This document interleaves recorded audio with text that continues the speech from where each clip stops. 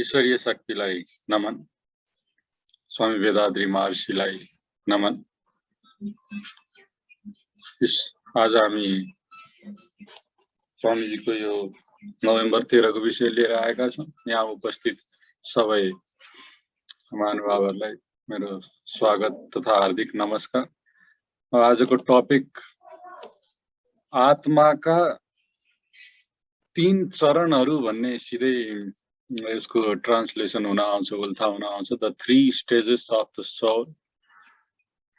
यो पछाडिको हाम्रो कन्टेन्ट हेरिसकेपछि यसलाई क्रमिक अवस्थाहरू भन्न बढी सुहाउला जस्तो लागेर हामीले उल्थामा आत्माका 3 क्रमिक अवस्था, विकासको क्रममा एउटा अवस्था हुन्छ आत्माको, र आत्मा कसरी हाम्रो जुन सामान्यतया हामी आध्यात्मिक जगतमा प्रवेश नगरिसकेको एउटा सामान्य व्यक्ति त्यहाँबाट एउटा रियलाइज्ड व्यक्तिसम्म पुग्दाखेरि आत्माले कस्तो कस्तो चरण पार गर्छ भनेर स्वामीजीले यसमा भन्नुभएको छ।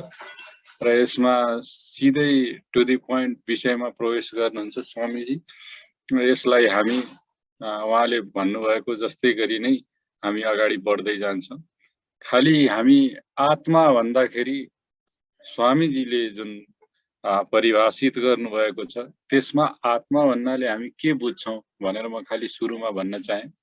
आत्मा भनेको स्वामीजीले अन्य ठाउँमा परिभाषित गर्नुभएको छ, यो 4 वटा चीजको एउटा कम्बाइन्ड फंक्सनिङ हो। यो समग्रमा 4 वटा चीज यसमा पर्दछन् जसलाई हामी एउटै नाम दिन्छौं आत्मा भनेर। त्यो भनेको हाम्रो लाइफ एनर्जी पार्टिकल्सको झुप्पा भनेको आकाश कणहरूको एउटा झुप्पा जुन केन्द्र बनाएर अथवा भर्टेक्स अंग्रेजीमा सही शब्द छ एउटा, त्यो भनेको जस्तो भुमरी हुन्छ अथवा पानीमा पनि भुमरी पर्छ भनेको त्यहाँ आउने क्रम पनि हुन्छ, त्यहाँबाट फालिने क्रम पनि हुन्छ, त्यस्तो खालको केन्द्र।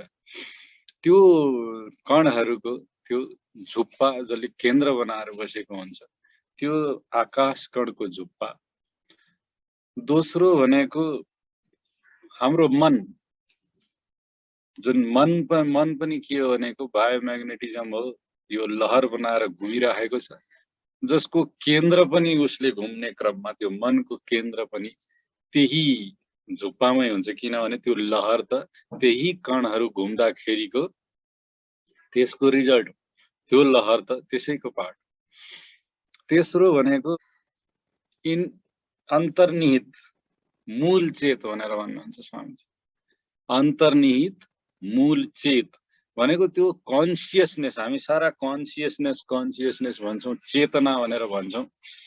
भनेपछि त्यो सारा पार्टिकल्सहरुमा, आकाश कणहरुमा र जैविक चुम्बकत्वमा पनि यिनीहरु भन्दा पनि यिनीहरुको लागि बेस दिने, जुन यिनीहरु जेमा तैरिराखेका छन् अथवा जेमा यो अडिराखेको छ, त्यो हामीलाई थाहा छ कि त्यो कणहरु घुम्ने क्रममा स्वघूर्णन हुन्छ उनीहरुको। भनेपछि उनीहरुको भित्र र बाहिर जे छ त्यो चेतना हो, त्यो परम चेतना हो जसको कन्टिन्युटी हामी हरेक व्यक्तिमा छ, हरेक प्राणीमा छ। भनेपछि त्यो अन्तर्निहित मूल चेत भन्ने त्यो जुन गुण छ परम तत्वको एउटा चेतना भन्ने, त्यो चेतना जुन कन्सियसनेस भनेर हामी अंग्रेजीमा बढी युज गर्छौं, त्यो चेतना पनि त्यसमै इनहेरेन्ट छ, त्यसमै अन्तर्निहित छ। त्यो तेस्रो चीज। र चौथो चीज भनेको आनुवांशिक केन्द्र भनेर, जेनेटिक सेन्टर।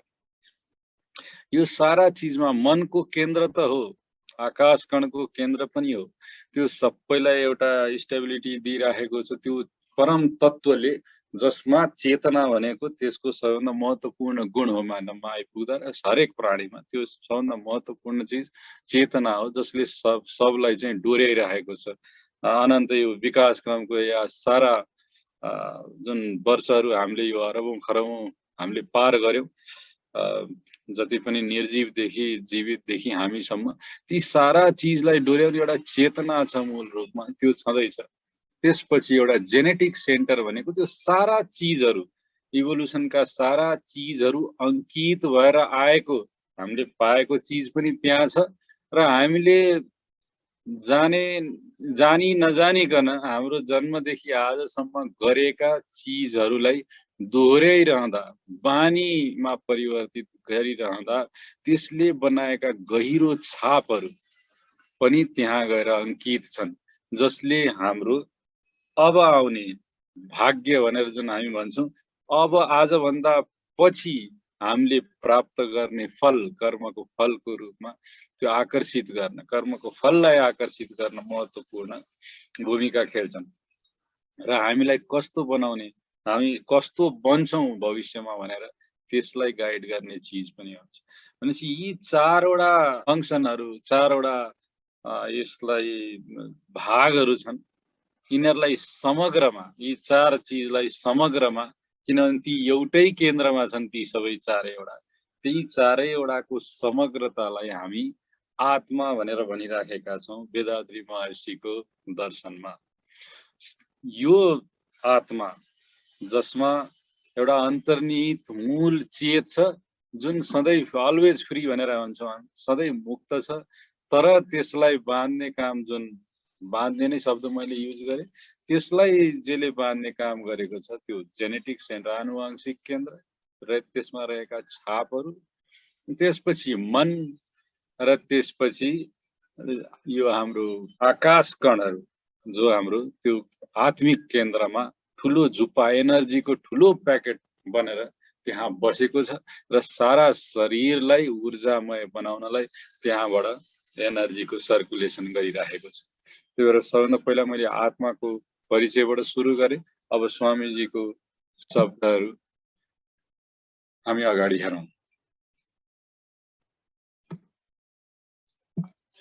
स्वामीजीले सुरुमै विषयवस्तुमा प्रवेश गर्दाखेरि उहाँले यो आजको विषयमा आत्मा र चेतनालाई लगभग सिनोनिमस रूपमा, पर्यायको रूपमा आजको टेक्स्टमा चाहिँ उहाँले प्रयोग गर्नुभएको छ। र चेतना अथवा त्यो आत्मिक चेतना भनौँ, त्यो चेतनाले कसरी काम गरिराखेको हुन्छ भनेर उहाँ भन्नुहुन्छ। र त्यो चेतनाले जसरी काम गरिराखेको हुन्छ, त्यो चेतनाको आधारमा हरेक व्यक्तिले एउटा गुण प्रदर्शित गरिराखेको हुन्छ, एउटा व्यक्तित्व प्रदर्शित गरिराखेको हुन्छ, उसको मानसिक आत्मिक अवस्था फरक भइराखेको हुन्छ।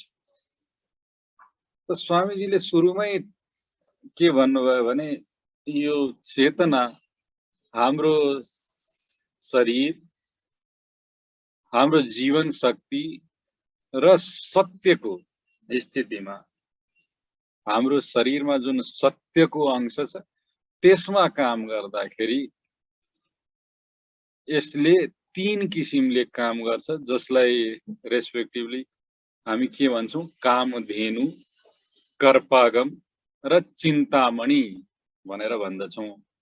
अब यो तमिल शब्द हो, अब एक दुईवटा शब्द संस्कृतमा पनि छन्, तर यहाँ सायद हामीले पहिल्यै बुझिराखेका अर्थहरू भन्दा स्वामीजीले अलिक फरक गरी प्रस्तुत गर्नुभएको होला। हामी स्वामीजीको दर्शन सुनिराखेका छौँ, त्यही भएर यसलाई त्यस्तै रूपमा हामी लिउँ। उहाँले के भन्न खोज्नु भएको छ त्यसमा फोकस गरौँ। त चेतना हाम्रो शरीरबाट, शरीरको लेभलमा काम गर्दाखेरि, हाम्रो जीवन शक्तिको लेभलमा काम गर्दाखेरि र सत्यको अवस्थामा काम गर्दा तीन थरीले काम गर्छ भन्नुभएको छ, जसलाई नाम, कामधेनु, कर्पागम र चिन्तामणि। यहाँ शरीर भन्नाले बडी माइन्डलाई भन्न खोज्यो। शरीर जुन एकदम बडी हाम्रो इन्टरेक्सनमा छ, यो संसारसँग अन्तर्क्रिया गर्ने उसमा छ, भनेको शरीर, मुख्यतया शरीर। र यहाँ शरीर भन् तीनटामा डिभाइड गर्दा यसले मन पनि यसमा कभर गर्दछ। त्यसपछि जीवन शक्ति र सत्यको अवस्था हामी एउटा एउटा हेर्दै जान्छौँ। स्वामीजीले त्यसै गरी बताउनु भएको छ। कामधेनु भनेको पहिलो अवस्था। यो पहिलो अवस्था भनेको हामी सामान्य जनहरूको अवस्था। उहाँले भन्नुहुन्छ धेनु भनेको शब्द संस्कृतमा पनि यही नै हुन्छ, उहाँले तमिलमा पनि अर्थ लाउनुहुन्छ। धेनु भनेको गाई, गाई भन्नाले चाहिँ यहाँनिर आत्मालाई सम्बोधन गरिराखिएको छ भनेर स्वामीजी भन्नुहुन्छ। काम तमिलमा कामम भनेको यो संस्कृतमा पनि त्यही अर्थ लाग्छ, वर्ल्डली डिजायर्स, यो संसारमा सांसारिक इच्छाहरू, आसक्तिहरू, जति पनि भौतिक चिजहरूमा आसक्ति हुन्छ, अरू व्यक्तिहरूप्रति आसक्ति हुन्छ, विभिन्न यो सांसारिक संसारमा बस्दाखेरि जे पनि हामी इच्छा राख्छौँ, हाम्रो डेली कार्यहरू पूर्ति गर्ने अवस्थामा, हाम्रा निड्सहरू, आवश्यकताहरू पूर्ति गर्ने अवस्थामा, अथवा त्यसको इच्छा बढेर हामी अतिरिक्त मोह, लोभ र यी 6 वटा टेम्परामेन्ट्सहरू, 6 वटा खराब स्वभावको आधारमा हामी अझै यो मेरो हुनुपर्छ भन्ने विचारले हामी जुन अगाडि बढ्दै जान्छौँ, त्यो सबै चिज हाम्रो कामम भन्ने शब्दले बताउँछ। भनेपछि यसको सिधा हामी अब बुझ्न सक्छौँ कि कामधेनु भन्नाले एउटा आत्मा जो चाहिँ हाम्रा इच्छाहरूले बाँधिएको छ, त्यो इच्छाहरूले बाँधिएको जुन हाम्रो आत्मा छ त्यो भनेको कामधेनु हो। र त्यो कामधेनु हाम्रा सबै यो इन्द्रिय सुखहरूको इच्छाले हाम्रो शरीरको लिमिटेसनमा बाँधिएको छ त्यो कामधेनु। भनेपछि हाम्रो मनले इच्छा गर्छ, हाम्रो शरीरले त्यसको केही इच्छा पूर्ति गर्ने क्रममा अब यो 5 इन्द्रियले भ्याउने चिजहरू हामीले शरीरले अनुभूति गर्छौँ, आनन्द उठाउन खोज्छौँ, तर त्यो सांसारिक किसिमको भौतिक रूपको आनन्द हुन्छ। नभए भने हामी मनमै हामी कुराहरू खेलाएर हामी पुराना मेमोरीहरू जति पनि छन् अथवा पछि आउने चिजको लागि हामी ठुलो कल्पनाहरू गर्छौँ, हाम्रा स्मृतिहरूमा डुब्छौँ, त्यसमा अझै यो भए हुन्थ्यो, त्यो भए हुन्थ्यो भनेर मनमै रमाइराखेका हुन्छौँ अथवा मनमै दुःख पाइराखेका हुन्छौँ। त्यो भनेको कामधेनुको अवस्था हो एउटा आत्माको, जुन हामी सर्वसाधारण व्यक्तिहरू हामी धेरैलाई देखिराखेका हुन्छौँ। यसको रिजल्ट के हुन्छ? यसको अन्ततः यदि मान्छे कामधेनु जस्तो अथवा आत्मा कामधेनु जस्तो मात्रै रह्यो भने के हुन्छ भन्दा हाम्रो जुन जीवन शक्ति छ त्यो खाली यही चिजहरूमै खर्च हुन्छ, यही इच्छा पूर्ति गर्ने क्रममा, यही अझै बढी यो काम, क्रोध, लोभ, मोह, मद, मात्सर्यमा आफ्नो ऊर्जा खपत गरिराखेको हुन्छ। अथवा जे प्राप्त गर्छ त्यसको शरीरले चाहिँ ग्रहण गर्ने क्रममा अतिरिक्त ऊर्जा हामीले खर्च गरिराखेका हुन्छौँ। या त हेरेर केही हाम्रो जुन आँखाको काम छ, जिब्रोको काम छ, कानको काम छ, शरीरको यो छालाको जुन स्पर्शको काम, यी सबै चिजमा हामीले अत्यधिक ऊर्जालाई खपत गर्छौँ। त्यसपछि के हुन्छ? त्यसपछि दुःख हुन्छ। दुःख किन हुन्छ भने शारीरिक रूपमा हामीले एकदम धेरै ऊर्जा हामीले खपत गरिसक्यौँ, त्यो कारणले पनि अत्यधिक खर्च भएपछि हामी जसरी धेरै गुलियो तितो हुन्छ, त्यसै गरी हरेक हाम्रो अङ्गबाट त्यो ऊर्जा निश्रित हुन खोज्दाखेरि हामीले जुन प्लेजर भनेर सुरुमा, जुन आनन्द भनेर, शारीरिक आनन्द भनेर सुरुमा अनुभूति गरिराखेका हुन्छौँ, तिनै अङ्गहरू पछि पीडादायी हुन थाल्छन्, पीडादायी अनुभव गर्न थाल्छन्। एक दोस्रो भनेको कुनै त्यही आनन्द जुनबाट उठाउँदा हो यो त खत्तम, म त यतातिर जाँदै जान्न भन्ने अपोजिट काम गर्न थाल्छ मान्छे। अपोजिट, मलाई यो चिज मन पर्दैन भनेपछि त्यसको उल्टो काम गर्न थाल्छ। त्यसबाट मान्छे एकदमै डिप्रेस्ड, दुखी, म त यसबाट पनि भएन, त्यसबाट पनि भएन भनेर यो संसारबाटै अलग रहेर, तर आध्यात्मिक रूपमा होइन कि त्यो एकदम शिथिल रूपमा, रोगी रूपमा, अब यो संसारलेबाट मैले केही पाइनँ, बरु यो त नभएकै राम्रो भनेर यो एक्लोपन जुन हामी आजकल भाषामा डिप्रेसिभ एटिच्युड छ, डिप्रेसनको एटिच्युड, त्यतातिर मान्छे जान थाल्छ। भनेपछि यो मनले धेरै इच्छाहरू, धेरै चिज राख्यो र त्यो पुरा गर्न सकेन भने ती चिजबाट मान्छे सामाजिक रूपमा टाढा हुँदै जान्छ, एक्लोपन हुँदै जान्छ र त्यही जुन संसारमा रमाइराखेको थियो त्यसबाट ऊ दिगदारी, शिथिल र रोगी मनस्थितिको हुन जान्छ, त्यो हुन जान्छ। त्यही भएर यो कामधेनु अवस्थामा मात्रै यो जुन पहिलो चरण हो, सुरुवाती चरण हो आत्माको, त्यहाँ मात्रै राख्दाखेरि मान्छे यो संसारिक रूपमै यो जालोमै सुख र दुःख भन्छन्, मान्छे सुख र दुःखको संसार हो भनेर भन्छन्। यही सुख र दुःखको अल्टरनेटिभ चिजमा मान्छे घुमिराखेको हुन्छ। सानो चिज केही भेटायो भने ओहो वाह भनेर भन्छ, अलिकति कसैले त्यसमा बिगार गरी या पाउन सकिएन कुनै चिज आफूले इच्छा गरेको भने त्यसपछि त्यो दुःखको रूपमा उसले अनुभूति गर्छ र यसै गरी यो मिश्रित रूपमा उसले जीवन चलाइराखेको हुन्छ। जब एनर्जी पुरा खतम गर्छ त्यसपछि त्यो अलिअलि त्यो सुख पनि उसले प्राप्त गर्न सक्दैन, धेरै दुःख थोरै सुखको अनुभूति उसले गरिराखेको हुन्छ। जसो गरे पनि आध्यात्मिक रूपमा ऊ अगाडि बढ्न सकेको हुँदैन र शान्ति भन्ने चिज र त्यो परम तत्व भन्ने चिजमा उसको कुनै पनि रुचि यो अवस्थामा देखिँदैन। दोस्रो अवस्था, दोस्रो क्रमिक अवस्था कुन हो भने यो आत्माको कर्पागम भन्नुभएको छ। यो चाहिँ तमिल नै शब्द होला, यसको संस्कृत मैले यो शब्द सुनेको जस्तो लाग्दैन, हुनसक्छ छ होला, तर यहाँ स्वामीजीले यसलाई अर्थ्याउनु भएको छ। यो शब्द कर्पागम भन्ने शब्द दुईटा अर्को शब्दबाट बनेको रहेछ, कर्पु र अगम। कर्पु भनेको एउटा दृढता र अनुशासन भन्ने बुझाउँदो रहेछ, अथवा एउटा फिजिकल्ली पनि स्ट्रङ भन्ने शब्दमा पनि बलियोपना, त्यो पनि कर्पु भन्ने शब्दले जनाउँछ। र अगम भनेको जुन अहम भनेर भन्छौँ हामी संस्कृतमा, त्यस्तै तमिलमा अगम भनेर जुन हाम्रो आत्मा जुन हामी आज कुरा गरिराखेका छौँ, अथवा धेरैले जुन सेल्फ म के हुँ भन्ने जुन तत्व हो त्यो आत्मालाई अगम भनेर भन्छ।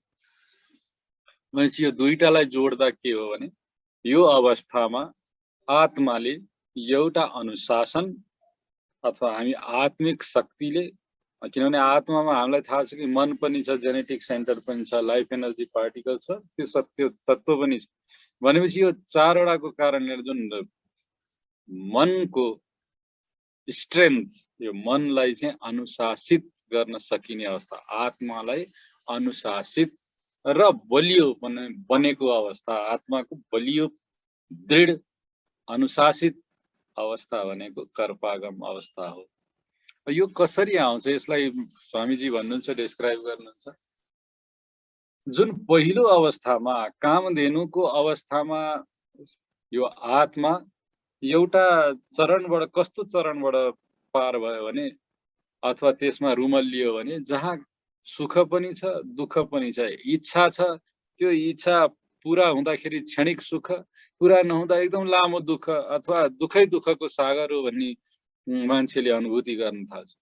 जब यो धेरै पटक रिपिट हुन्छ, सुख छ अनि फेरि दुःख छ, अनिखेरि म त किन यो सतत सधैँ रहिरहने खालको त्यस्तो शान्ति र सुखको अनुभव किन गर्न सकिरहेको छैन भनेर जब यो धेरै पटक चोट खाएपछि, धेरै इच्छाहरू पूर्ति नहुँदाखेरि र धेरै इच्छाको कारणले मैले त्यो प्राप्त गर्न नसक्दा जुन अनुभव हुन्छ म, त्यो डिस्गस्ट भनेर स्वामीजीले यहाँ भनिरहनु भएको छ, त्यो यो त बेकार रहेछ, यो त यसरी त म कसरी अगाडि जान सक्छु, यस्तो यस्तो हुनुभन्दा त नहुनु नै राम्रो भनेको जस्तो जब अवस्था आउँछ, त्यो अवस्थामा उसले अर्को के छ जसले जुन गर्दाखेरि मैले थाहा यो अझै शान्ति, यस्तो दिगदारीबाट म बाहिर हुन्छु, यो शान्ति प्राप्त गर्न सक्छु भनेर मान्छेले खोज्न थाल्छ। त उसले त्यसपछि के गर्न थाल्छ भने एउटा आध्यात्मिक जागरणको पथमा ऊ त्यसपछि यो खोजी जब गर्न थाल्यो, ऊ आध्यात्मिक पथमा लाग्न थाल्यो। उसले के गर्छ भने सधैँ यो पाएपछि म खुसी हुन्छु, त्यो पाएपछि म खुसी हुन्छु भन्ने जुन दौड छ उसको, त्यो दौडबाट उसले हटाएर उसले आफूलाई नियन्त्रित गर्न सुरु गर्छ। र त्यो सुरु गर्ने क्रममा उसले आफै भित्र रहेको ऊर्जा जुन छ त्यसको महानतालाई बुझ्न थाल्छ।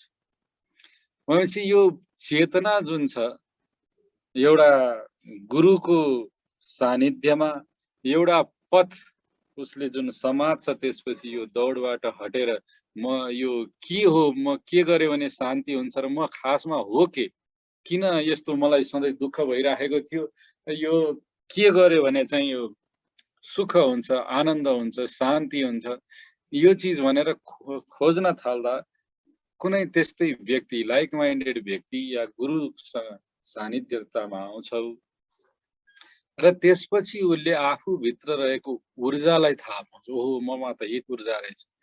जुन मान्छे सधैँ शिथिल, दिगदारी, डिप्रेसिभ रहन्थ्यो ऊ अब यो खोजीमा लागिसकेपछि एउटा ऊर्जा आफूभित्र भेटाइसकेपछि उसले हरेक चिज ओहो यो हेल्थ पनि राम्रो, स्वास्थ्य पनि राम्रो हुन थाल्छ उसको र आफूभित्र रहेको ऊर्जाले त्यो मानसिक रूपमा पनि उसलाई अरू धेरै चिज संसारमा सही किसिमले हेर्न र राम्रो चिज अरूलाई मद्दत गर्ने काममा अरूलाई यो केही चिज दिने क्रममा सेवाको कुरा चाहिएको व्यक्तिप्रति चाहिएको व्यक्तिलाई त उसले दिइहाल्छ, नभए पनि एउटा सेवाको भावनाले उसले करुणाको भाव उसमा फलाउन थाल्छ र त्यो गर्ने क्रममा उसलाई लाग्छ कि ओहो यो त ऊर्जै ऊर्जा रहेछ ममा, ऊर्जै ऊर्जा रहेछ ममा र यो ऊर्जाले गर्दा नै म रहेछु। यो पहिला त जे थियो त्यो त मैले यो सांसारिक चिजहरूमा अल्मलिँदाखेरि मैले यो महत्त्वपूर्ण चिजलाई मैले त छुटाइराखेको रहेछु र त्यस्तो त्यो ऊर्जालाई अनुभूत गर्ने क्रममा ऊ सधैँ एउटा सतत एउटा प्लेजेन्ट सेन्सेसन एउटा आनन्दको अवस्थामा रहिराखेको हुन्छ र त्यो अवस्थामा यो चेतना छ, आत्मिक चेतना जुन छ त्यसले म त यही आनन्ददायी यो ऊर्जा रहेछु, म त यो ऊर्जावान एन्टिटी त्यो अवस्था अथवा त्यो चिज रहेछु, ऊर्जावान चिज जुन म हुँ र मैले यो अनावश्यक यो संसारिक चिजहरूमा लाग्दाखेरि यो ऊर्जाको अनुभूति गर्नै पाएको थिइनँ र यो ऊर्जा मैले गलत रूपमा खर्च गर्दाखेरि म दुखी भइराखेको रहेछु। मैले यो ऊर्जालाई अहिले त करुणायुक्त रूपमा अरूलाई मद्दत गर्ने रूपमा मैले प्रयोग गर्दा त मलाई आनन्द भइराखेको छ। मेरो मनमा कुनै दुःख पनि छैन, मैले केही पाइनँ भन्ने पनि छैन, मैले धेरै पाएर म एकदम यो गर्नुपर्छ भन्ने पनि छैन।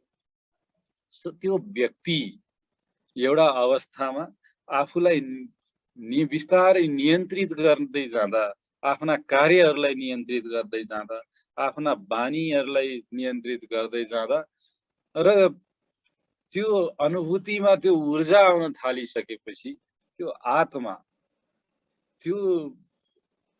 आत्माले जे चिज जो आत्मिक चेतना छ त्यसले म चाहिँ यो ऊर्जा नै रहेछु र यही ऊर्जाले मलाई आनन्द दिइराखेको छ भन्ने अनुभूति गर्न पुग्छ। त्यही अवस्थामा व्यक्तिलाई आफ्ना हरेक कार्यहरूको अब नयाँ गर्ने कार्यहरूको जसलाई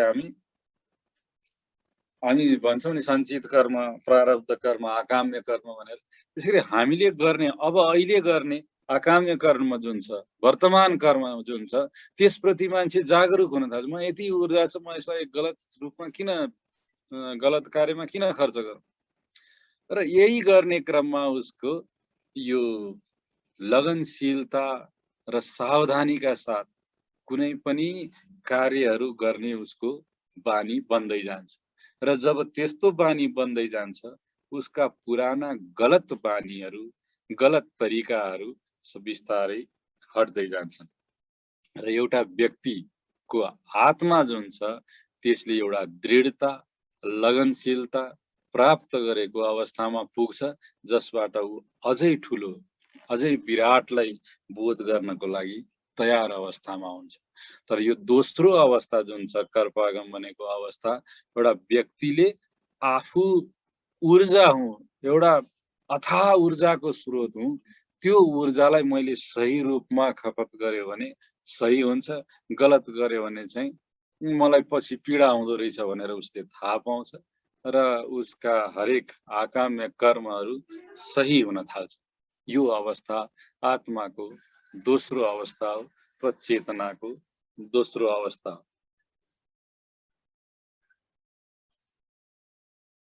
तेस्रो र फाइनल अवस्था, सबैभन्दा माथिल्लो अवस्था भनेको स्वामीजी भन्नुहुन्छ चिन्तामणि।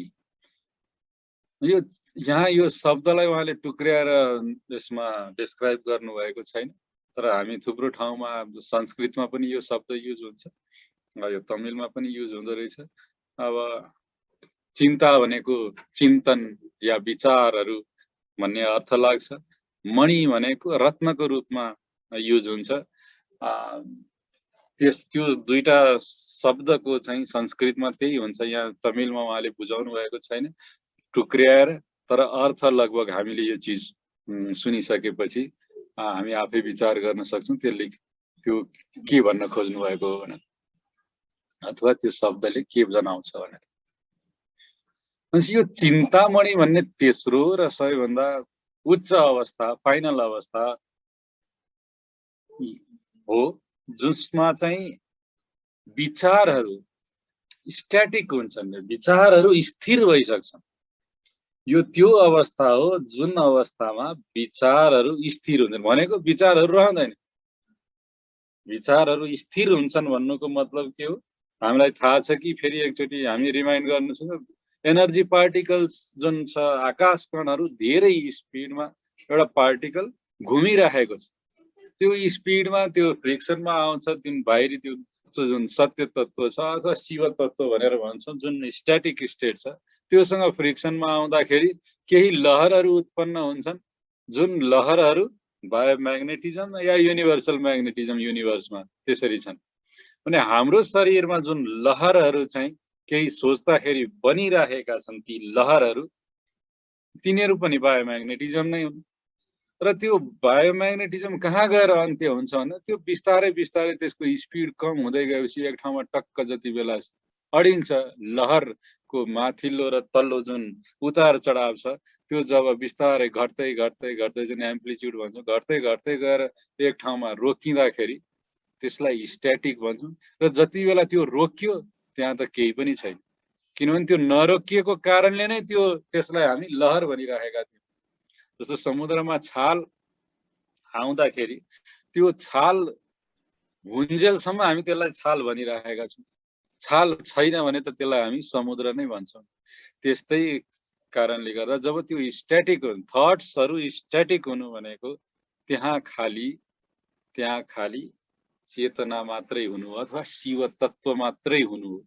भनेपछि चिन्तामणि भनेको त्यस्तो अवस्था हो जहाँ हाम्रो ध्यानको अभ्यासको कारणले हाम्रा विचारहरू ठप्प भएका छन्, र जति बेला विचारहरू ठप्प हुन्छन् त्यति बेला हामी त्यो परमसँग एक भइराखेका हुन्छौँ। र त्यही अवस्था हो जति बेला त्यो विचारहरू त्यो परमसँग एक भएको कारणले त्यसलाई पूर्णताको अवस्था भनेर भन्छ। त्यही पूर्णताको अवस्था भनेको चिन्तामणिको अवस्था हो। त्यो चिन्तामणि भनेको चिन्ता भनेको लहरहरू, विचारहरूको अन्त्य हुँदाखेरि जुन रत्न रूपी जुन हाम्रो अब्सोल्युट छ, परम तत्त्व छ, त्यो मात्रै नै त्यहाँ रहन्छ। त्यो अवस्था भनेको चिन्तामणिको अवस्था। हाम्रो जुन दोस्रो अवस्था थियो, जुन कर्पागम भन्ने अवस्था थियो, जहाँ जुन आत्माले के थाहा पाइराखेको थियो भने यो हाम्रो शरीर भनेको त ऊर्जा नै हो, शक्तिकण हो, ऊर्जा यता चलायमान भइरहेछ। हामी त जसले स्काई यो जुन सिकिराखेका छौँ सरलीकृत कुण्डलिनी योग, हामी त जम्मै ऊर्जा नै अनुभूत गरिराखेका छौँ।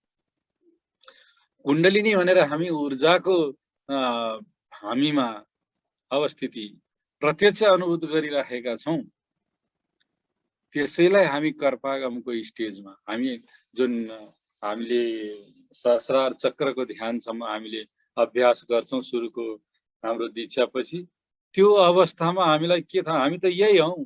हामीमा जुन परमात्मा हाम्रो शरीरमा चाहिँ हामीमा हुनुहुन्छ, काम गरिराख्नु भएको छ, चलिरहनु भएको छ, नाचिरहनु भएको छ, त्यो त त्यही कुण्डलिनी शक्ति हो। त्यही हामीमा भगवान हो, हामी भित्र रहेको भनेर त्यही चिजलाई हामी आत्मा भनेर मानिराखेका थियौँ, त्यही ऊर्जालाई। तर त्यो ऊर्जा त्यो स्थितिपछि जब सरलीकृत कुण्डलिनी योगको कुरा गर्ने हो भने हामी तुर्यातीतको अभ्यास गर्न थाल्छौँ। त्यसपछि हामीलाई के थाहा हुन थाल्छ भने ओहो यो जुन ऊर्जा कणहरूको जुन हामीलाई अनुभूति भइराखेको थियो, ऊर्जाको अनुभूति भइराखेको थियो, त्यो ऊर्जाभन्दा पर पनि एउटा अर्को स्थिति रहेछ। त्यो आत्माले के थाहा पाउँछ भने ओहो म त यो खालि एटम्सहरू पार्टिकल्सहरू यो एनर्जी पार्टिकल्सहरू होइन रहेछु, त्योभन्दा पर पनि केही छ र त्यही परको चिजलाई हामी परम तत्त्व भन्छौँ, आदि तत्त्व भन्छौँ। यो सबैभन्दा जुन पार छ र त्यो पारलाई थाहा पाइसकेपछि हामी हाम्रो त्यो लिङ्क त्यो पार जुन छ त्यो सत्य तत्त्व छ, शिव तत्त्व छ, त्यसको र हाम्रो आत्मिक तत्त्वको लिङ्क थाहा पाउँछौँ, डिभाइन लिङ्क थाहा पाउँछौँ र हाम्रो जुन अर्डर अफ फङ्सन जुन प्रकार्य जसले हामीलाई जोडिराखेको छ त्यो सबै थाहा पाउँछौँ। यो जुन चिजमा यो सारा चिज घुमि बसिराखेको छ, यो परम तत्त्व शिव तत्त्वमा नै सारा ब्रह्माण्ड कसरी अडिराखेको छ, यो चेतनाले कसरी चाहिँ एउटा निर्जीवलाई पनि प्याटर्न प्रिसिजन रेगुलरिटीमा घुमाइराखेको छ, त्यही चेतनाले कसरी प्राणीहरूको प्रादुर्भाव भएपछि एक इन्द्रियबाट दुई, दुईबाट तीन, चार, पाँच हुँदै हाम्रो अवस्थासम्म ल्याइ पुर्याएको छ। र हरेक चिज किन जस्तो छ त्यस्तै छ। एउटा आँपको बोटमा सधैँ त्यसै गरी नै किन हरेक दुईटा आँपको बोट भनौँ त्यसमा त्यस्तै नै स्टेजहरू किन छन्? हरेक बिउमा जे चिज उसको पोटेन्सियल छ त्यो त्यसै गरी नै किन प्रकट हुन्छ? त्यो उम्रिसकेपछि किन सर्टकट हुँदैन? कहिले कहिले किन लामो चिज हुँदैन?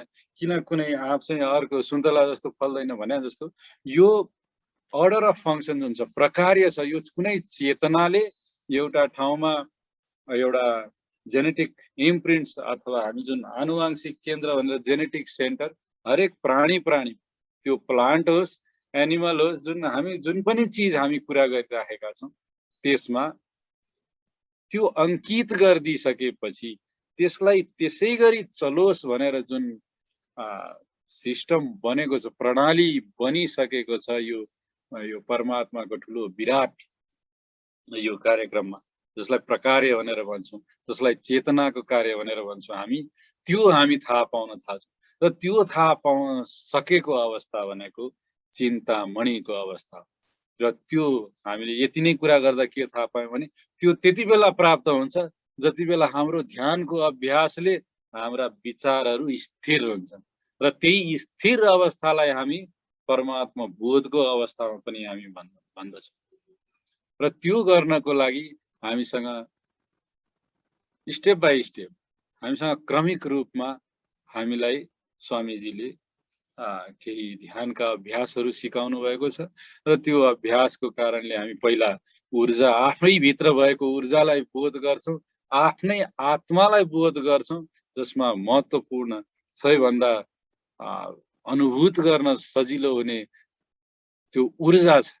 त्यो ऊर्जालाई हामी अनुभूत गर्न सक्छौँ जोभन्दा अझै सूक्ष्म मन छ, जोभन्दा अझै सूक्ष्म हाम्रो जेनेटिक सेन्टर छ र सबैभन्दा सूक्ष्म तलमा हाम्रो त्यो सत्य तत्त्वको अंश हामीभित्र छ। यो चिन्तामणिको अवस्था फाइनल अवस्था हो भनेर स्वामीजीले यहाँ बताइरहनु भएको छ। र अन्त्यमा यति नै भनौँ कि चिन्तामणि भनेकै अवस्था जुन हो त्यो हरेक आध्यात्मिक रूपमा सोच विकसित गरिसकेको एउटा आत्माको लागि, एउटा व्यक्तिको लागि त्यो नै इच्छा हो जसमा हो पुग्न चाहन्छ। चिन्तामणिकै अवस्थामा त्यो हरेक आध्यात्मिक आत्मा पुग्न चाहन्छ। त्यो उसको नेचुरल डिजायर पनि हो, एउटा आत्माको नेचुरल इभोल्युसन पनि हो, प्राकृतिक विकास। र त्यो अवस्थामा पुग्नको लागि हरेक व्यक्ति कहाँ मैले किन दुःख पाइरहेको छु, मैले किन यो शान्ति र आनन्द अथवा सन्तोष जुन मानिसहरूले भन्छन् त्यहाँ हुन्छ र त्यो किन पाइरहेको छैन भनेर जब त्यो व्यक्ति खोज गर्न थाल्यो, उसको अन्तिम डेस्टिनी भनौँ, त्यहाँ गन्तव्य जुन हो त्यो चिन्तामणिको अवस्था हो, त्यो परम तत्त्वको अवस्था हो। स्वामीजी भन्नुहुन्छ जब त्यो आत्मालाई त्यसरी मान्छेले चिन्छ म आत्मा त यो शरीरमा रहँदासम्म जुन आत्मा भनेर म चिनिराखेको छु आफूलाई, त्यो भनेको त त्यो परम तत्त्वको नै एउटा अंश रहेछु। त्यसैबाट म यहाँसम्म आइपुगेको रहेछु र त्यसको लिङ्क मान्छेले जब भेट्टाउँछ र यो प्रकार्यको क्रम मान्छेले जसरी पत्ता लगाउँछ किन कसरी भइराखेको छ भनेर, त्यो सबै थाहा पाइसकेर त्यो व्यक्ति जब आफैलाई बुझ्ने अवस्थामा आउँछ, त्यो व्यक्तिका सारा छापहरू मेटिन्छन् र जब त्यो छापहरू मेटिन्छ, मानिस यो लाइफ र डेथको साइकलबाट पार हुन्छ। जन्म र मृत्युको जुन यो चक्र छ त्यसबाट व्यक्ति पार हुन्छ भनेर स्वामीजी भन्नुहुन्छ। त्यही भएर हाम्रो आजको आवश्यकता के हो? आजको आवश्यकता के हो भने हामीले एउटा लगनशील भएर सावधान भएर हामीले कार्यहरू गर्नुपर्छ। के कार्य गर्नुपर्छ, कस्तो कार्य गर्नुपर्छ? हामी जुन यो सांसारिक जुन हामी सुरुमा भन्यौँ कामधेनु अवस्था, कामधेनु अवस्थामा जुन हामी छौँ त्यो भनेको हामीले आफैलाई बिर्सिएको अवस्था। हामीलाई आत्माको सही रूपको बारेमा केही पनि जानकारी छैन। ऊर्जा हौँ भनेर पनि हामी जानकारीमा छैन, हाम्रो जानकारीमा छैन। त्यस्तो अवस्थामा रहेको यो कामधेनु अवस्थाको जुन आत्मालाई हामीले बचाउनु छ। त्यहाँबाट त्यस्तो जालबाट हामीले निकाल्नु छ। त्यो हाम्रो एकदम सावधानीपूर्वक गरिएको अभ्यास, लगनशील भएर निरन्तर गरिरहने किसिमले हामीले अभ्यास गर्नुपर्छ र त्यो अवस्थाबाट, त्यो कामधेनुको अवस्थाबाट जुन मान्छेले दुःख पाइराखेको छ, रोग प्राप्त गरिराखेको छ, हामी यो काम क्रोध लोभ मोह मद मात्सर्य जुन यसमा फसेर मान्छे झन्झन त्यो दलदलमा फसिरहेको जस्तो फसिरहेको छ, त्यो अवस्थाबाट हामी निक्लिन सक्छौँ। त्यो निस्किनको लागि एउटा सोच, एउटा खोज गर्ने एउटा सोच चाहिन्छ र त्यसपछि हामीले पहिला लाइक माइन्डेड पिपल, उस्तै सोच्ने व्यक्तिहरू फेला पार्छौँ। त्यसपछि हामी तयार भएपछि हामीले गुरु र प्रणाली पाउँछौँ। त्यो प्राप्त गरिसकेपछि हामीसँग अभ्यास रहन्छ। निरन्तरको अभ्यासले हामी सबैको आत्माले त्यो चिन्तामणि अवस्था प्राप्त गर्न सक्छ।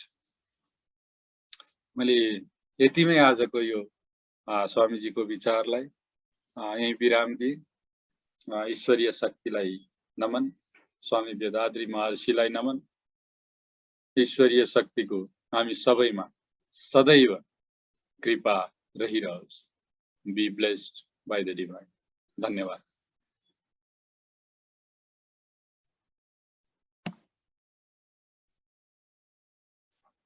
थ्याङ्क यू डाक्टर साहब। यो धेरै राम्रो र प्रष्ट प्रस्तुति थियो। डाक्टर साहब यस्तो राम्रो प्रस्तुतिको लागि यहाँलाई धन्यवाद छ। Be blessed by divine, be blessed by divine, be blessed by divine. Doctor साहबको पुरै परिवार be blessed by divine, be blessed. सर्वप्रथम ईश्वरमा नमन छ, गुरु वेदाद्री महर्षिमा नमन छ र हाम्रो डाक्टर रोजनलाई पनि मेरो तर्फबाट धेरै धेरै धन्यवाद छ। जो उहाँले एकदम प्रष्टसँगले आत्माका रूपहरूको बारेमा अथवा मनका रूपहरूको बारेमा प्रश्न पार्नुभयो। गुरुको निर्देशन अनुसार, अनुशिक्षण अनुसार चाहिँ यो यसमा चाहिँ अलिकति वास्तव आज धेरै कुरो चाहिँ अब प्रश्न भएको छ। म चाहिँ के कुरो खोज्दै थिएँ भनेदेखि अब यो सबै मनको व्यवस्थापनको चाहिँ अब मेजर तत्त्व छ। यो कुराको लागि चाहिँ के भनेदेखि अब खालि आत्मा आत्मा भनेर भनिन्छ। आत्मा कहाँ छ त भनेर म खोज गरिरहेको थिएँ। आत्माको म खोजिरहेको थिएँ। मैले अहिलेसम्म वास्तवमा चाहिँ अब आत्मा भन्ने छुट्टै तत्त्व चाहिँ मैले प्राप्त गर्न सकेको थिइनँ। अनि मलाई के लागिरहेको थियो भने यो आत्मा तत्त्व छैन कि जस्तो भनेर मलाई चाहिँ एकदम यो संशय भइरहेको थियो एकदम, होइन। म चाहिँ अब यत्रो बेर समयसम्म मैले खोजिसकेँ, खोज्दा अब जब पाइँदैन भनेदेखि त्यो चिज छैन भन्ने चाहिँ के भनेदेखि मेरो चाहिँ अब मनमा त्यस्तो किसिमको सोच चाहिँ वास्तवमा आइरहेको थियो। आजको चाहिँ यो प्रस्तुतिबाट वास्तवमा आत्मा रहन्छ भन्ने कुरो चाहिँ अब प्रश्न भयो। अब हुन त गुरुले के आत्मै भन्नुभएको छ, वास्तवमा गुरुले भन्नुभएको कुरो चाहिँ अब मेरो आफ्नो चाहिँ के भनेदेखि अनुभवजन्य उसबाट चाहिँ मैले के प्राप्त गरेँ भनेदेखि यी सबै के भनेदेखि मनका चरणहरू नै रहेछन् यी सबै कुराहरू चाहिँ। यो वास्तव यो त्यही नै हो। जस्तै अब भनौँ न अब हामी चाहिँ अब के भनेदेखि अब आत्मा भनेको त के भनेदेखि अब कम्बिनेसन अफ इनर्जी नै हो होइन। जसरी अब हाम्रो चाहिँ रेडियो जब हामी अब सुन्छौँ, रेडियो सुन्दाखेरि के भनेदेखि अब एकजनालाई के सेन्टरले जुन अब मेसेजहरू दिइरहेछ त्यो मेसेजलाई चाहिँ के भनेदेखि अब हामीले जुन एउटा चाहिँ फ्रिक्वेन्सीमा लगेर त्यसलाई फाइन ट्युन गर्छौँ, फाइन ट्युनिङ गरिसकेपछि के भनेदेखि त्यो मेसेज अब हामीले के भनेदेखि अब प्राप्त गर्छौँ होइन। अब त्यस कारणले गर्दाखेरि के भनेदेखि अब यी सबै अब कुराहरू चाहिँ अब हाम्रा 3टा स्टेजहरू हामीले जुन सरलीकृत कुण्डलिनी योगमा जुन अब हामीले अभ्यास गरिरहेका छौँ त्यो अभ्यासको क्रममा चाहिँ के भनेदेखि जब हामी चाहिँ के भनेदेखि अब जुन परमात्मासँग हाम्रो चाहिँ मिलन हुन्छ, परमात्माको मिलन भइसकेपछि अब त्यहाँ चाहिँ के हुन्छ भन्नु होला भनेदेखि त्यहाँ शून्यताको अवस्था आउँछ, त्यहाँ अद्वैतको अवस्था आउँछ, एकदम त्यहाँ निर्विचारको अवस्था आउँछ भनेपछि अब हाम्रो यो मन चाहिँ त्यतिखेर सेटल हुन्छ। हाम्रो इनर्जी नै हो, इनर्जीहरू चाहिँ के भनेदेखि अब त्यो लेभलमा पुगिसकेपछि हामी सेटल हुन्छ एकदम अद्वैत। त्यो कुनै विचारहरूको चाहिँ त्यहाँ चाहिँ के भनेदेखि प्रवाह हुने कुराहरू वेभहरू चाहिँ त्यहाँ चाहिँ के भनेदेखि अब चल्दैन, त्यो स्थिर रहन्छ एकदम। त्यो स्थिरताको अवस्था नै वास्तवमा ईश्वर प्राप्ति हो। त्यो लेभलमा पुगिसकेपछि के भनेदेखि अब हामीले जे चाहेका छौँ हामीले त्यस्तो किसिम अचाहिँदो कुराहरू झन् सुरुको अवस्था भनेको डिजायर भनेको एकदम के भनेदेखि त्यो एकदम होइन अनस्टेबल चाहिँ अब इनर्जी पार्टिकलको अवस्था हुन्। र दोस्रो अवस्था भनेको त्यो विवेकको अवस्था, यो कुरो ठिक हो कि होइन त, कुन चाहिँ कुरो ठिक हो कुन चाहिँ कुरो बेठिक हो भनेर हामीले जुन एक किसिमको ठिक र बेठिक छुट्याउने चाहिँ के भनेदेखि प्रोसेसमा प्रक्रियामा अब हाम्रो चाहिँ अब मन चाहिँ हुन्छ र हाम्रो मनले के भनेदेखि एउटा कुरो यो चाहिँ ठिक है भनेर जब विवेक चाहिँ के भनेदेखि अब प्रयोग हुन्छ, विवेक प्रयोग भइसकेपछि के भन्दा हामीले सही र गलत कुरो चाहिँ हाम्रो मनले छुट्याउँछ। छुट्याइसकेपछि के भनेदेखि अब त्यो अलिकति के भयो त त्यहाँ चाहिँ फिल्ट्रेसन भएर गयो, ती इनर्जी पार्टिकलहरू चाहिँ फिल्ट्रेसन भएर जान्छ। फिल्ट्रेसन भइसकेपछि के भनेदेखि अब अर्को थर्ड अवस्था जुन चिन्तामणिको अवस्था छ होइन, जुन चाहिँ अब के भनेदेखि अब कामधेनु होइन कप्पा गमा काम र त्यसपछि गएर जुन चिन्तामणिको अवस्था भनेको के भनेदेखि त्यो यस्तो अवस्था हो इनर्जीहरू फुल्ली रूपमा सेटल भइसके। अब त्यहाँ चाहिँ के भनेदेखि अब कुनै हावाले पनि त्यो असर गर्दैन, त्यहाँ कुनै अब तापले पनि धेरै असर चाहिँ गर्दैन एकदम। त्यो यस्तो किसिमको अवस्था हो त्यहाँ चाहिँ के इनर्जी पार्टिकलहरू चाहिँ एकदम सेटल भएर म त यो छचल के र चाहिँ के भनेदेखि त्यहाँ एउटा भनौँ वेभ त्यो लहर के बाहिरको चाहिँ के भनेदेखि बाहिरी एक्सटर्नल के फोर्सबाट तिनीहरू चाहिँ डिस्टर्ब हुँदैन। त्यो अवस्था नै वास्तवमा के भनेदेखि यो अन्तिमको चाहिँ के भनेदेखि अब यो चिन्तामणिको अवस्था भन्ने कुरो चाहिँ के भनेदेखि हाम्रो त योगले के भन्दै यो कुरो सरलीकृत कुण्डलिनी योगले चाहिँ के भन्दै यो बुझाइसकेको छ। यो अन्तिम अवस्था हो कि ईश्वर प्राप्तिको अवस्था भनेको वास्तवमा यही अवस्था हो। सबभन्दा महत्त्वपूर्ण कुरो भनेको के भनेदेखि मनको व्यवस्थापनको उच्चतम रूप, हाम्रो अब चेतनाको चैतन्यको उच्चतम रूप भनेकै वास्तवमा यो चिन्तामणि रूप रहेछ भन्ने कुरो के भनेदेखि अब गुरुले एकदम प्रष्ट पार्नुभयो। यो कुरो चाहिँ के भने विज्ञान सम्मत छ र त्यस कारणले गर्दाखेरि के भनेदेखि अब यो चाहिँ यसले के भनेदेखि एउटा अब हाम्रो आत्माको जुन कुरो थियो नि, जुन किसिमको मिस्ट्री भनेर जुन अब हामीले विभिन्न किसिमका हाम्रा धर्मगुरुहरूले जुन अब यसलाई मिस्ट्रीको रूपमा लिइरहेको थियो, यो हाम्रो गुरुले यसलाई चाहिँ के भने डिमिस्टिफाई गर्ने काम चाहिँ के भनेदेखि गर्नुभएको थियो। यो एउटा ठुलो एउटा के भनेदेखि भ्रमलाई एउटा चाहिँ चिर्ने चाहिँ एउटा ठुलो चाहिँ वास्तव काम भएको छ। यो आफैमा एउटा चाहिँ के भनेदेखि महत्त्वपूर्ण कुरो छ र त्यस कारणले के भने हाम्रो ध्यान यो सबै कुराहरू यसको विधिहरू चाहिँ के भनेदेखि उहाँले अहिले भनिसक्नु भएको छ डाक्टर रोजनले, यी सबै कुरा चाहिँ के भनेदेखि गर्ने प्रक्रियाहरू विधि चाहिँ के भनेदेखि कुण्डलिनी सरलीकृत कुण्डलिनी योग नै हो। सरलीकृत कुण्डलिनीको अन्तिम चरण पुगिसकेपछि हामी चाहिँ चिन्तामणिको अवस्थामा चाहिँ पुग्छौँ र त्यस कारणले गर्दाखेरि के भनेदेखि यो कुरो आजको कुरो पनि धेरै महत्त्वपूर्ण छ। यो मनको व्यवस्थापनको लागि चाहिँ के भन्दा यो धेरै महत्त्वपूर्ण कुरो रहेछ भन्ने कुरो के भनेदेखि भन्दै मेरो आफ्नो कुरो यहीँ नै टुङ्ग्याउँछु। फेरि ईश्वरमा नमन छ, पूर्ववेदादि महर्षिमा नमन छ, यहाँहरू सबै साथीहरूमा मेरो नमन छ र अन्तमा फेरि डाक्टर रोजनलाई आभार प्रकट गर्दै मेरो आफ्नो सानो चाहिँ अब यो शुभवचन यी टुङ्ग्याउन चाहन्छु। धन्यवाद। धन्यवाद डाक्टर साहब। सारा प्रस्तुतिलाई डाक्टर साहबले झन् सोलिडिफाई अलिकति गरिदिनु भयो, फाउन्डेसन अझ बलियो भयो। वास्तवमा सही कुरा पनि त्यही हो। कि हाम्रो स्वामीजीले यसरी सिम्प्लिफाई गरेर यो चिजलाई प्रस्तुत गर्नुभएको छ र व्यवहारमा पनि हाम्रो यो स्काईको सिस्टममा पनि ठ्याक्कै मिल्दो रहेछ भने यो प्राप्ति त्यति गाह्रो होइन अब अभ्यासको कुरो साथीहरू हाम्रो डाक्टर थापालाई धन्यवाद दिउँ यस्तो राम्रो कमेन्टको लागि डाक्टर नरविक्रम थापाज्यू be blessed by divine be blessed by divine be blessed doctor थापाको पूरै परिवार be blessed by divine be blessed साथीहरू अब समय पनि हुन लाग्यो अब यहाँसँग अनुमति चाहन्छु आजको लागि बिदा पाऊँ अर्को हप्ता फेरि नयाँ टपिक लिएर आउला तबसम्म लागि यहाँको दिन र यो पुरै हप्ता शुभ होस् ईश्वरीय शक्तिले हामी सबैलाई सधैँ रक्षा गरौँ ईश्वरीय शक्तिलाई नमन गुरु वेदाद्री महर्षिलाई नमन be blessed by divine be blessed